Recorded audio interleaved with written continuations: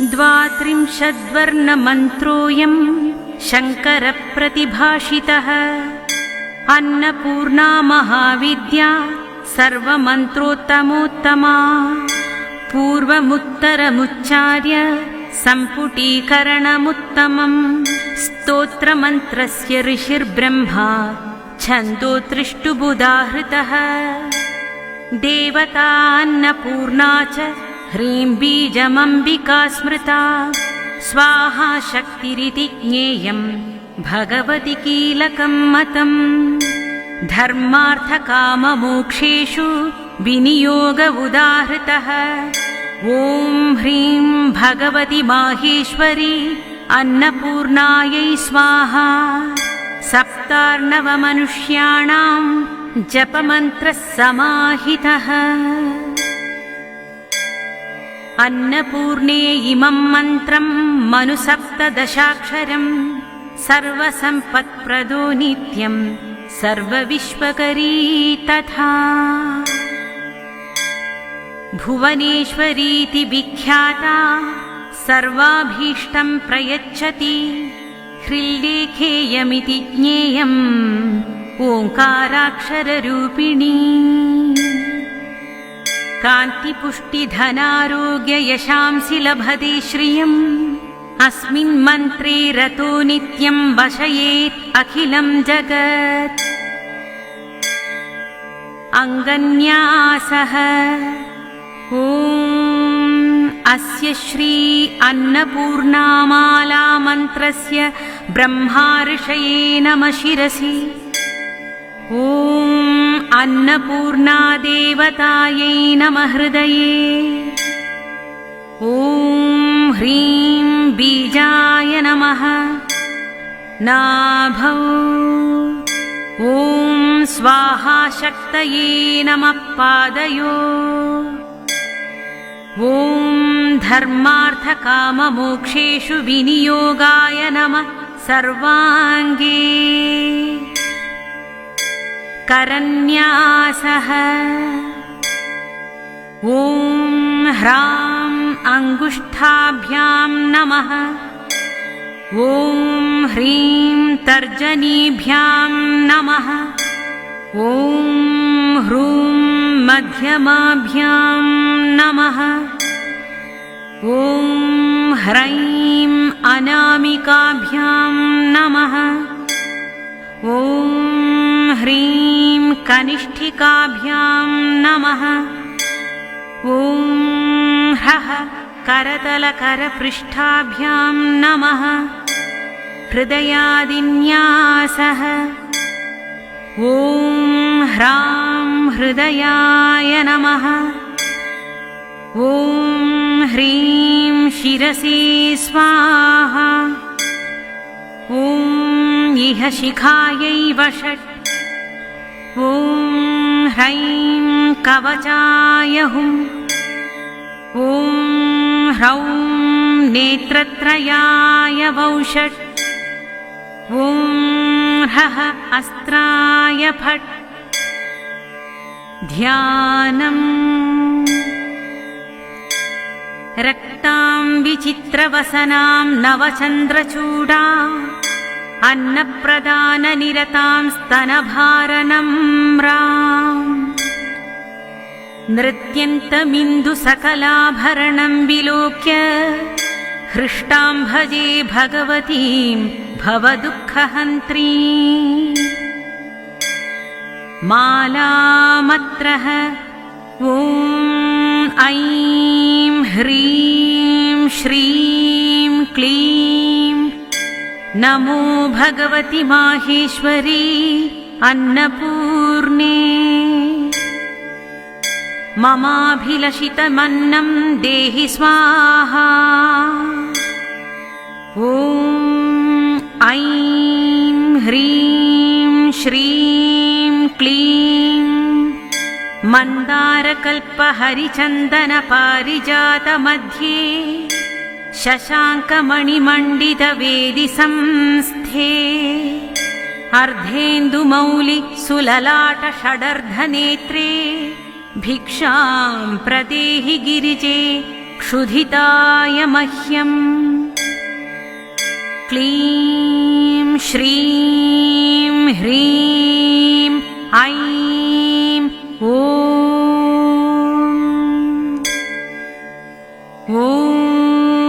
ऐं ह्रीं श्रीं क्लीं केयूरहारकनकाङ्गदकर्णपूरे काञ्चीकलापमणिकान्तिलसद्दुकूले दुग्धान्नपात्रवरकाञ्चनदर्विहस्ते भिक्षां प्रदेहि गिरिजे क्षुधिताय मह्यम् ॐ क्लीं श्रीं ह्रीं ऐं ॐ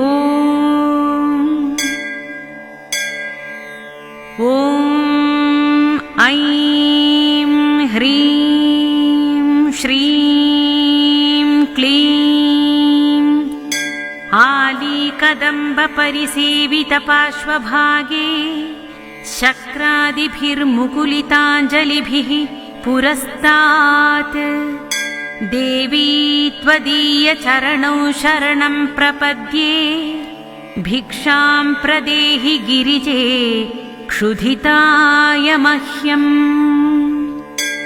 ॐ क्लीं श्रीं ह्रीं ऐं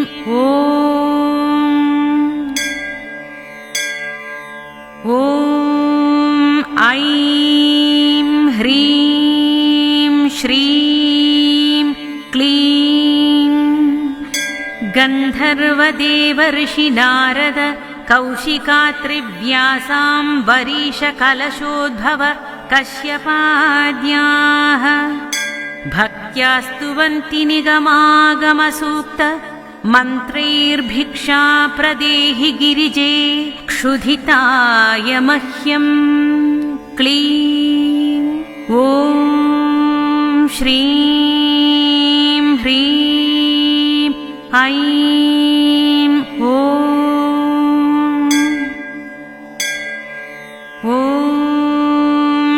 ऐं ह्रीं श्रीं क्लीं लीलावचांसि तव देवि ऋगादिवेदाः सृष्ट्यादिकर्मरचना भवदीयचेष्टा त्वत्तेजसा जगदिदं प्रतिभाति नित्यं भिक्षां प्रदेहि गिरिजे क्षुधिताय मह्यं क्लीं श्रीं ह्रीं ऐं ॐ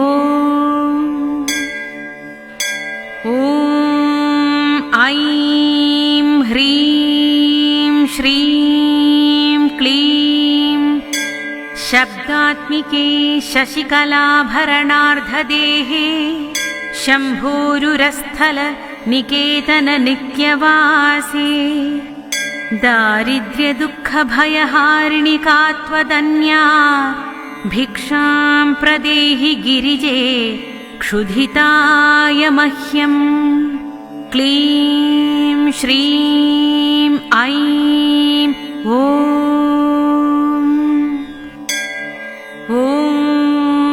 ऐं ह्रीं श्रीं क्लीं सन्ध्यात्रये सकलभूसुरसेव्यमाने स्वाहा स्वधासि पितृदेवगणार्तिहन्त्री जायासुता परिजनातिथयोन्नकामा भिक्षां प्रदेहि गिरिजे क्षुधिताय मह्यम् क्लीं श्रीं ह्रीं ऐं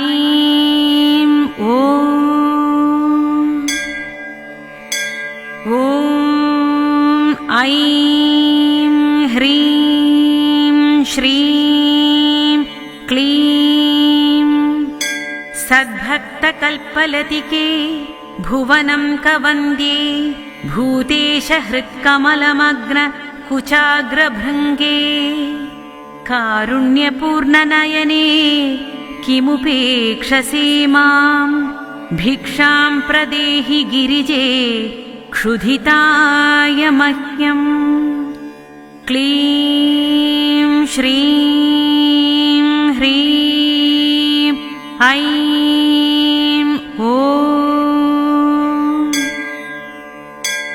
ॐ ऐं ह्रीं श्रीं क्लीं अम्बत्वदीयचरणाम्बुजसंश्रयेण ब्रह्मादयोऽप्यविकला श्रियमाश्रयन्ते तस्मादहं तव नतोऽस्मि पदारविन्दे भिक्षां प्रदेहि गिरिजे क्षुधिताय मह्यम् क्लीं श्रीं ह्रीं ऐं ॐ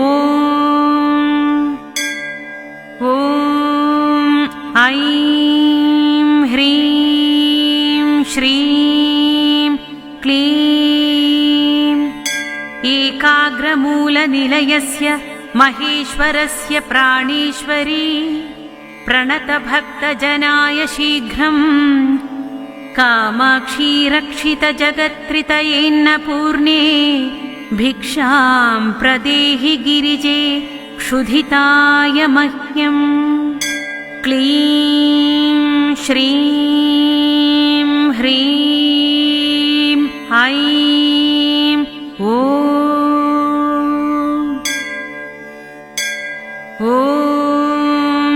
ऐं ह्रीं श्रीं क्लीं भक्त्या पठन्ति गिरिजादशकं प्रभाते मोक्षार्थिनो बहुजना प्रथितान्नकाम प्रीता महेशवनिता हिमशैलकन्या तेषां ददाति सुतरा मनसेप्सितानि क्लीं श्रीं ह्रीं ऐं ॐ इति श्री शङ्कराचार्यविरचितमन्नपूर्णाकवचम् समाप्तम्।